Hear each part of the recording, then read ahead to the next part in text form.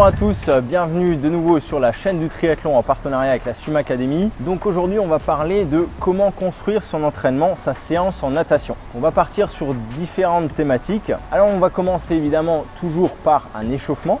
Cet échauffement, on va le vouloir varier en termes de nage. On va chercher un petit peu le 4 nage, avoir un petit peu de travail de coordination. On peut y associer un travail de nage hybride, c'est-à-dire bras d'une nage, jambes d'autre nage, etc. On va partir pour 3 x 100, sans crawl, sans dos, sans 4 nage à faire 2 fois. Allez, c'est parti!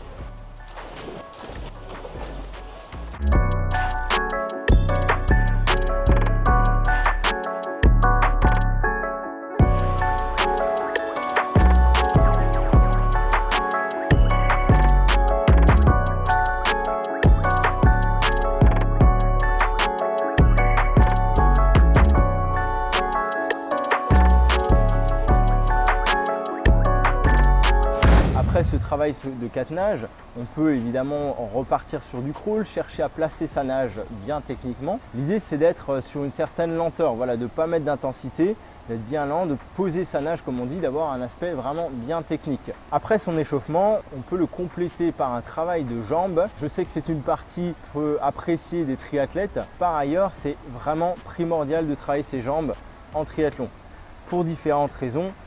L'équilibre, l'alignement du nageur, mais aussi voilà, quand vous êtes en compétition, vous cherchez à changer de rythme. Si vous n'avez pas été habitué à travailler sur ses jambes un minimum à l'entraînement, votre coût énergétique va exploser, ça va être beaucoup plus compliqué. On va partir pour 6 x 50 mètres en jambes. À l'aller, on va garder les jambes immergées.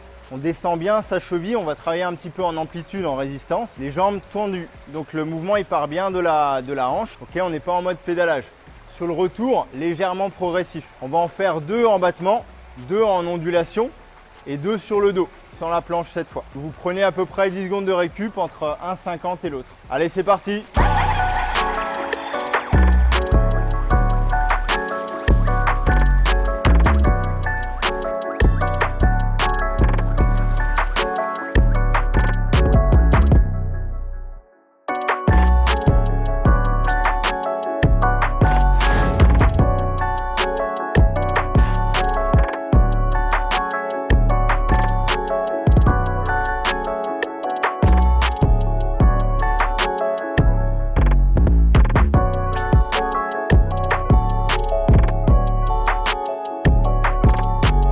Ensuite, autre point à intégrer donc dans son échauffement et dans sa séance, un travail de changement de rythme, d'être sur du progressif, du dégressif ou voire carrément des sprints pour un petit peu travailler un peu la vitesse. Voilà, ça permet de partir donc sur une bonne technique et d'y rajouter du rythme de manière à fixer un petit peu son mouvement juste, son mouvement technique sur un petit peu sur une intensité un peu plus élevée. On va partir sur un 4 x 50. Vous allez en faire 2 progressifs dans le 50 et 2 on va faire 15 mètres max, travail de fréquence, et 35 mètres souple. Prenez à peu près 10 secondes de récup entre un 50 et l'autre. Sur le progressif, essayez de voir ce qui va vous permettre d'accélérer sur chaque séquence. On va diviser le 50 en 4 intensités différentes. À vous de vous organiser pour accélérer. Ou je mets davantage de force dans mon mouvement, d'amplitude, ou alors j'augmente mon rythme. C'est à vous de voir ce qui vous fait accélérer le plus facilement possible. Allez, c'est parti!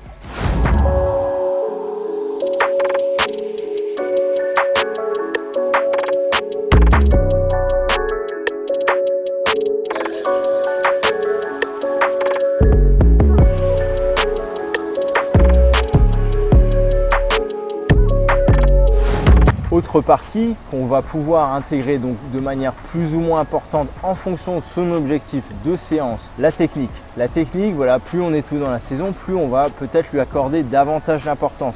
Et plus on va avancer proche de son objectif, voilà, plus l'aspect développement de la partie physiologique biomécanique va avoir une importance majeure. Donc un petit travail de technique de manière à pouvoir travailler son placement de sa respiration, son retour de bras, son roulis, sa prise d'appui, son efficacité dans l'eau. On part cette fois sur 6 x 50 mètres avec chaque fois un 50 mètres en éduc, un 50 mètres en nage complète. On essaye de mettre en pratique ce qu'on a travaillé sur l'éduc juste avant. Sur le premier éducatif, on part sur un travail de coordination où simplement je sors après ma poussée, je reviens toucher ma fesse, mon épaule ma tête et je rentre de suite dans l'eau. On essaie d'avoir bien le coude haut, d'être en maîtrise, d'avoir l'épaule là bien relâchée.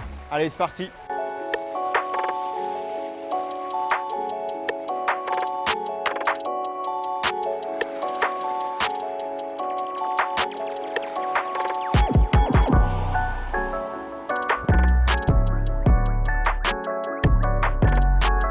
Donc sur la partie physiologique, développement de vos différentes intensités, en fonction des objectifs, on recommande de toute façon de travailler sur toutes les intensités de nage, toutes les intensités, toutes les vitesses, quel que soit votre objectif. Même si vous êtes sur du longue distance où on va avoir effectivement un travail aérobie qui va être supérieur à la vitesse, ce n'est pas pour autant qu'il faut laisser complètement de côté la vitesse, la tolérance, la résistance, etc. Ok, travail physio, on va partir sur un 12 fois 100 mètres en crawl en travaillant un peu les changements de rythme. Donc on va faire 25 mètres rapide et 75 mètres bien nagé. On va faire sur un départ d'1 minute 30. Ce qu'il y a, c'est que sur chaque 100 mètres, on va décaler le 25 mètres rapide. Sur le premier, ce sera le premier 25, sur le deuxième 25, etc. On va en faire 4 en nage complète, 4 en plaquette et 4 avec les petites palmes. Allez, c'est parti!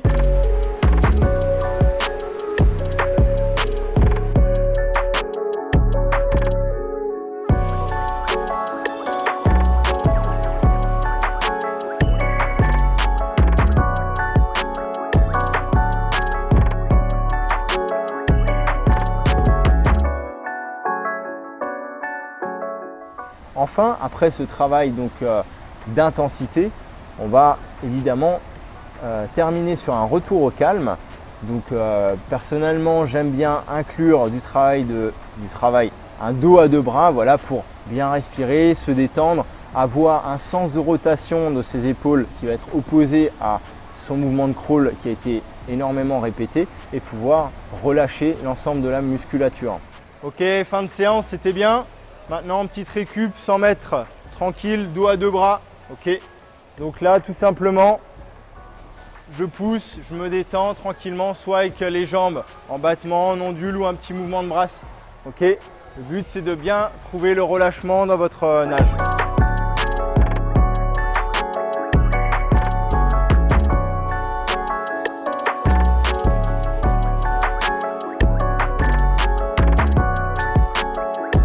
Merci d'avoir suivi ce tutoriel natation et on vous invite donc à cliquer sur la petite cloche en bas de votre écran pour vous inscrire à la chaîne et suivre d'autres thématiques pour une prochaine fois. À bientôt!